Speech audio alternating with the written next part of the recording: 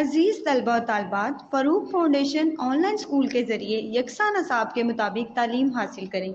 अगर हमारी वीडियोस पसंद आएँ तो चैनल को सब्सक्राइब करें और दोस्तों के साथ शेयर करें और बेल आइकन को लाजमी दबाएं ताकि आइंदा आने वाली तालीमी वीडियोस आप हासिल कर सकें। Assalamu alaikum.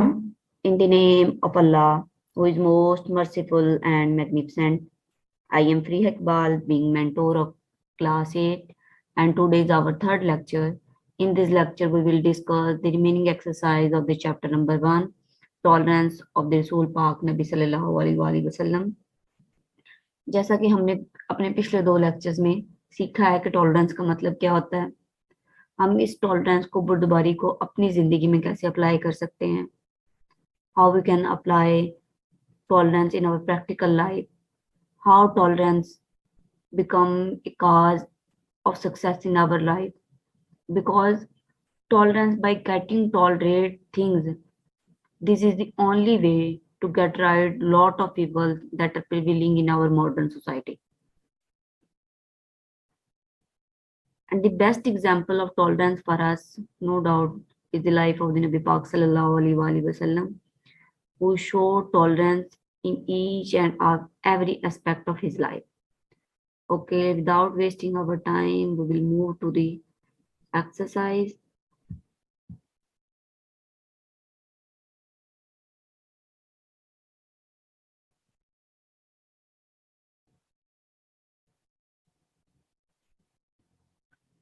Okay, question number D. Fill in the blanks with suitable words from the text. मैंने ऑलरेडी इनको फिलअप कर दिया है, जो वर्ड हाईलाइटेड हैं इसमें ये फिल इन द ब्लैंक्स है. Dash mean to bear pain और हार्डशिप विद पेशेंस. ऐसी कौन सी चीज है जिसका मतलब है दर्द और तकलीफ को बर्दाश्त करना. हम लोगों ने through out of the chapter I think so इस चीज को इतनी दफा डिस्कस कर लिया है कि अब हम लोगों को विदाउट एनी हेजिटेशन हम लोग इसमें लिख सकते हैं कि tolerance mean to bear pain और hardship with patience. The next one is the Rasul Pak Sallallahu Alaihi Wasallam was a dash of tolerance. नबी पाक सल्लल्लाहु अलैहि वसल्लम हमारे लिए बुर्दबारी का क्या है. तो नबी पाक सल्लल्लाहु अलैहि वसल्लम हमारे लिए बुर्दबारी का एक अमली नमूना है, मॉडल ऑफ टॉलरेंस. द रसूल पाक सल्लल्लाहु अलैहि वसल्लम was a model of tolerance. नबी पाक सल्लल्लाहु अलैहि वसल्लम बुर्दबारी का एक अमली नमूना है. Next one, Hazrat Aisha said that the Rasul sallallahu alaihi wasallam never took dash upon anyone. आप सल्लल्लाहु अलैहि वसल्लम ने, हजरत आयशा ने फरमाया, आप सल्लल्लाहु अलैहि वसल्लम ने अपनी जिंदगी में किसी से क्या नहीं लिया. तो आप सल्लल्लाहु अलैहि वसल्लम ने through out of his life किसी से बदला नहीं लिया. Never took revenge. वो बदला किसी भी सेंस में हो सकता है. आप सल्लल्लाहु अलैहि वसल्लम, लोग आप पे ताने कसते थे, आपने तब भी किसी के लिए बद्दुआ नहीं की. लोग आप सल्लल्लाहु अलैहि वसल्लम के रास्ते में पत्थर बिछा देते थे, रास्ते में कांटे बिछा देते थे. तो आप सल्लल्लाहु अलैहि वसल्लम ने अपनी जिंदगी में, चाहे किसी ने आप सल्लल्लाहु अलैहि वसल्लम से कैसा भी सलूक क्यों ना किया हो, आपने हमेशा उसके लिए दुआ की है, उसके लिए हदायत के लिए दुआ की है अल्लाह पाक से. The next one is the Rasul sallallahu alaihi wasallam went to dash to preach Islam. और नबी पाक सल्लल्लाहु अलैहि वसल्लम किधर गए थे इस्लाम की तबलीग करने के लिए. हमने अपने चैप्टर में डिस्कस किया था कि आप सल्लल्लाहु अलैहि वसल्लम ताइफ गए थे इस्लाम की तबलीग करने के लिए. और जब आप सल्लल्लाहु अलैहि वसल्लम वहां गए तो वहां के लोगों ने आप सल्लल्लाहु अलैहि वसल्लम पर को पत्थर मारे, आप सल्लल्लाहु अलैहि वसल्लम से बुरा सलूक किया. तो उस मौका पर भी आप सल्लल्लाहु अलैहि वसल्लम ने उनके लिए दुआ की कि Allah show them right path, they do not know who I am. तो वो जो हम लोगों ने लास्ट में पढ़ा था, तो उसमें भी आप सल्लल्लाहु अलैहि वसल्लम ने उनके लिए दुआ की थी कि या अल्लाह इनको सही रास्ता दिखा, क्योंकि ये नहीं जानते इनके लिए अच्छा क्या है और बुरा क्या है. दे do not can differentiate between what is good and what is bad.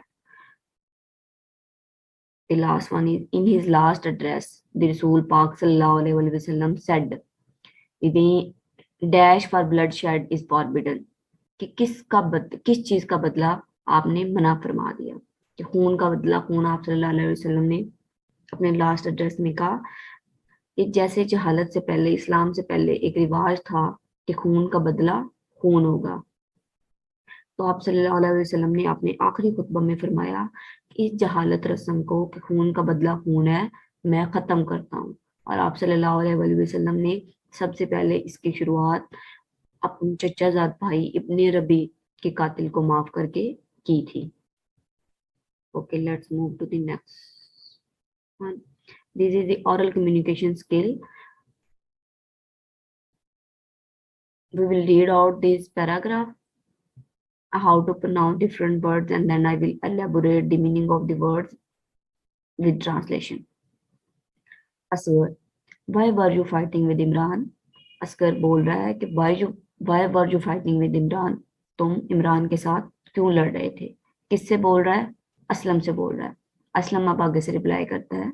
Aslam, he has taken my pen. He is not giving it back to me now.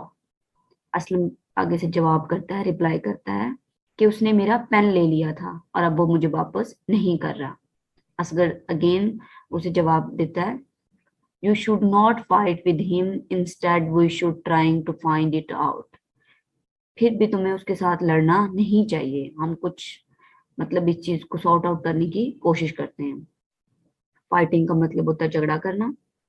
Taken का मतलब होता है किसी की कोई चीज ले लेना। ओके, शुड मतलब हम लोग एक हेल्पिंग वर्ब होता है, एक मॉडल वर्ब है, एंड इंस्टेड की बजाय। Okay, the next one is Imran. अब हम लोगों ने प्रीवियस थ्री जो हम लोगों ने पढ़ी है लाइन, उसमें दो लोग थे, one is Asgar and second one is Aslam.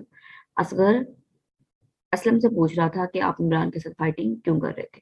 अब इमरान अपनी जस्टिफिकेशन दे रहा है कि वो उसने पेन नहीं घुमाया या उसे पेन कैसे गुम हुआ है। Imran, I had placed the pen on the desk and now it is not there. मैंने पेन डेस्क पे रखा था लेकिन अब वो वहां पे नहीं है। Asghar, he has not lost your pen intentionally. I think you should forgive him. You should show tolerance. Asghar कह रहा है कि उसने तुम्हारा पेन जानबूझ के इंटेंशनली गुम नहीं किया। मेरे ख्याल में तुम्हें उसे माफ कर देना चाहिए, बुर्दबारी का मुजाहिरा करना चाहिए। Aslam, yes, you are right, I forgive him. Yes, तुम ठीक कह रहे हो, मैं उसे माफ कर देता हूँ। इमरान, थैंक यू ब्रदर, मेहरबानी भाई आपकी। I shall remember this act of tolerance. मैं बुर्दबारी की ये जो मिसाल या ये जो अमली काम आपने किया है, मैं इसको हमेशा याद रखूंगा। रिमेम्बर मीन होता है याद रखना, act mean Amal, tolerance I think तो आप लोगों को अच्छी तरह से पता है, फिर मैं बता देती हूँ। To bear things with patience, practice by you, जिसका आपने अमली मुजाहिरा किया है। And the last question of this exercise is to change the simple sentence into negative and interrogative. It's mean उन्होंने हम लोगों को एक सिंपल सेंटेंस दे दिया है, उनको हम लोगों ने फर्दर टू फॉर्म में कैटेगराइज करना है। और वो टू फॉर्म कौन सी हैं? एक नेगेटिव है एंड एक इंटरोगेटिव है। फर्स्ट ऑफ ऑल हम लोगों को पता होना चाहिए कि what is the meaning of negative sentence and what is the meaning of interrogative sentence. जो सिंपल सेंटेंस बनाने का हमारे पास स्ट्रक्चर होता है वो होता है सब्जेक्ट, देन वर्ब और देन उसके बाद ऑब्जेक्ट। सब्जेक्ट क्या होता है? The person who is performing a action, that is called subject. And verb, the action what he is doing, and the object where he is doing and on what thing he is performing action. Okay, he purchased a book, उसने एक book खरीदी थी। he purchased a book। अब इसे हम लोगों ने negative में चेंज करना है, तो नेगेटिव में जब हम लोग लेके जाएंगे तो इसमें हेल्पिंग वर्ब भी यूज होगा और इसमें हम लोग नॉट का भी यूज करेंगे। तो जब हम लोग नेगेटिव सेंटेंस बनाते हैं तो उसका स्ट्रक्चर होता है subject, then helping verb, then उसके बाद हम लोग नॉट लगा देते हैं और उसके बाद वर्ब और लास्ट पे object. He did not purchase a book, उसने बुक नहीं खरीदी थी। डिड एक हेल्पिंग वर्ब है पास्ट इंडेफिनिट का, ठीक है। ही did not purchase a book, उसने बुक नहीं खरीदी थी। और जब हम लोग इंटेरोगेटिव सेंटेंस बनाते हैं तो उसका स्ट्रक्चर थोड़ा सा चेंज हो जाता है। उसमें हम लोग जो हेल्पिंग वर्ब यूज कर रहे होते हैं, वो कोई भी सेंटेंस हो सकता है, वो प्रेजेंट इंडेफिनिट हो सकता है, प्रेजेंट कंटिन्यू हो सकता है, प्रेजेंट परफेक्ट हो सकता है, एंड सेम पास्ट परफेक्ट हो सकता है, पास्ट डेफिनेट हो सकता है, और फ्यूचर भी हो सकता है। कोई भी सेंटेंस स्ट्रक्चर बनाते वक्त जब हम लोगों ने इंटेरोगेटिव बनाना है, तो हम लोग जो हेल्पिंग वर्ब यूज कर रहे होते हैं उसको हम लोगों ने फर्स्ट पे ले आना है। Helping verb, then subject, then verb, and उसके बाद ऑब्जेक्ट। ठीक है, बाकी उसका स्ट्रक्चर सेम रहेगा। Did he purchase a book, क्या उसने बुक खरीदी थी? ओके, ये हम लोगों ने एक सेंटेंस जो उन्होंने ऑलरेडी एग्जांपल हम लोगों को मेंशन की थी, वो हम लोगों ने सॉल्व कर दी है। आगे जो हम लोग मूव ऑन करते हैं, जो हम लोगों ने खुद सॉल्व करनी है। Aslam worked hard to complete the new project. ये एक सिंपल सेंटेंस है। Aslam worked hard to complete the new project. इसमें अब सब्जेक्ट क्या है? इसमें सब्जेक्ट असलम है, जो एक्शन कर रहा है, जो एक्शन परफॉर्म कर रहा है, और वो क्या कर रहा है? वर्क हार्ड कर रहा है। किस चीज पे वर्क हार्ड कर रहा है? अपने न्यू प्रोजेक्ट पे।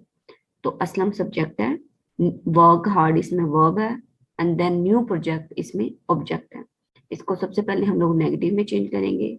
जब हम लोग नेगेटिव में चेंज करेंगे तो इसमें हम एक हेल्पिंग वर्ब यूज करेंगे, और उसके साथ हम लोग नॉट का इजाफा भी करेंगे। Aslam did not work hard to complete the new project. Aslam ने कोई सख्त मेहनत नहीं की थी अपने नए प्रोजेक्ट को कंप्लीट करने के लिए।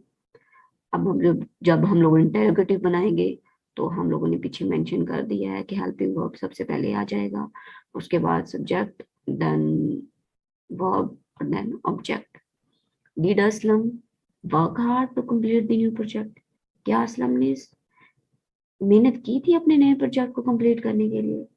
Okay, and the next one, he sold mangoes. आम बेचता था।